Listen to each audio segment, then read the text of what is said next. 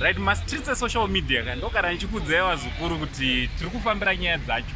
Pane zviri kuitwa namukoma Alan Chimbetu naRoxin anditi macelebrate awo chimbosangana netimu.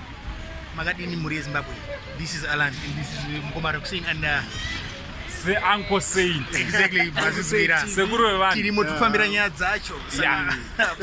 So anything anytime. So chiterera kana wanga usati wasubscribe pachannel ino ngavadzwadi subscribe please. Yes, kuitira pega pega but tichauya nenyaya dzachona imi munobva musasara zvinhu zvangowirawo pamuri. Ndongo yatiri kufambira nasekuru wevanhu tichifambira nyaya dzachona. Saka chimbotudza kuti muri kubika chiwo zvinezvi. Right, ukuzi ndikuita mavideos.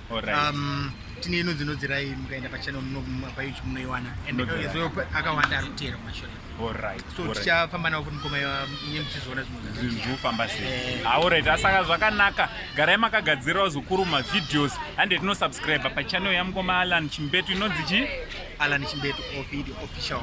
Yes, so munosubscribe ipapo mavideos achona panouya musasara. From Uncle Saint, Roxanne na Chimudhara Chimbetu. So much. Thank you.